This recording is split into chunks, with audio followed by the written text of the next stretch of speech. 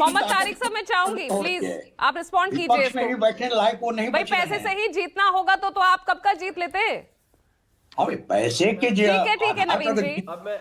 अब मैं थोड़ा सा याद दिलाना चाहता हूँ 90 का दशक, जब टीएन सेशन साहब यहाँ चुनाव आयुक्त हुआ करते थे। मैम, चुनाव से 3 साल पहले कोई घोषणा नहीं आप कर सकते थे। यहां तक पेंशन देने के लिए सरकारों को पूछना पड़ता था और टीएन सेशन के बारे में कहा जाता था कि नेता या तो भगवान से डरते हैं या सेशन से डरते हैं। ये उस वक्त की कहावत थी कि नेता लोग या भगवान से डरते हैं या सेशन से डरते हैं। अब उल्टा हो गया।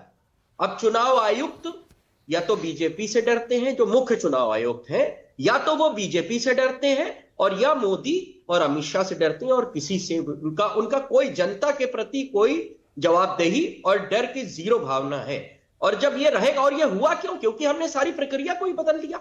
ऐसे लोग चुन के आएंगे। सुप्रीम कोर्ट ने अपने कई बार अपनी हियरिंग में इस बात का जिक्र किया कि टीएन सेशन जैसे लोगों की जरूरत है उस कुर्सी पर, जो सरकार और विपक्ष दोनों को एक नजर से देखे और यह सरकार के सामने खड़े होकर कड़े फैसले ले सके, जो उस टाइम लिए गए। तो ये जब दौर है तो किस तरीके से निष्पक्ष चुनाव की उम्मीद रखी जा सकती है? जो लोग चंडीगढ़ में अभी है, मैम एक वीडियो आया जिसमें चंडीगढ़ के जो प्रदेश की यूनिट है वो ये कह रही है कि अगर वोट चोरी करके हम लोगों ने जो चंडीगढ़ में वोट चोरी की थी खुलेआम, जिसका वीडियो जारी हुआ था, अगर वो वोट चोरी करने के बाद हम अच्छा रेलवे स्टेशन बना रहे हैं, उसके बाद जब लोगों ने उसको ट्वीट किया तो बीजेपी ने उसको डिलीट किया, हम अच्छा रेलवे स्टेशन बना रहे तो ठीक है, ऐसी वोट चोरी कर ले तो ठीक है, बहुत अच्छी अच्छी चीजें बना लीजिए। और वोट चोरी स्वयं स्वीकार कर रहे हैं कि अगर वोट चोरी करके हम लोग अच्छा रेलवे स्टेशन बना रहे तो ठीक है, बेईमानी कर लेनी चाहिए। ऐसे ही आप 10,000 रुपए दे दीजिए, 10 दिन पहले चुनाव वाले दिन दे दीजिए, या घर खटखटा दरवाजे दे दीजिए।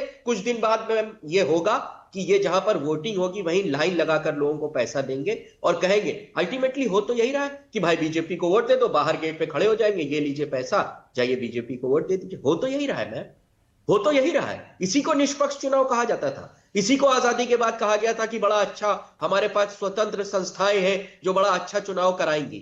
यही दिन देखने के लिए कि 1 दिन पहले, 2 दिन पहले, मतलब उदाहरणों की लिस्ट है। तो कमी तो आपने भी कहीं नहीं छोड़ी, विपक्षी पार्टियों ने भी खूब वादे किए इन्हीं पैसों के बल पर, इसी तरह की योजनाओं के बल पर ना। मैम 1 दिन पहले कब दे दिया हम लोगों ने पैसा और कब मौका मिला हम लोगों को? झारखंड में क्या हुआ? झारखंड में क्या हुआ? चुनाव से एक रात ठीक पहले मैया समान योजना की राशि पहुंची कि नहीं पहुंची? मैम चुनाव आयोग रोके, हम लोगों को भी रोके। मैं यही तो कह रहा हूं, टीएन सेशन जैसा आदमी आए, हम लोगों को भी डाल दे, हम लोगों के भी सरकार जहां पर है इंडिया अलायंस की कड़ा एक्शन को लेकर तो आप कुछ नहीं रोक रहे। बिहार की बात आती है तो झारखंड के नजर आते हैं। झारखंड के खिलाफ भी बोल रहा हूं।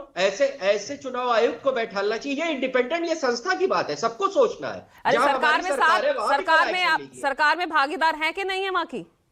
है तो जो भी योजनाएं चलेंगी तो उसकी भी भागीदारी आपको लेनी होगी कि नहीं लेनी होगी? हम ले रहे हैं। जब खुद ही पैसा बांटेंगे तो सवाल किस पे खड़ा करेंगे?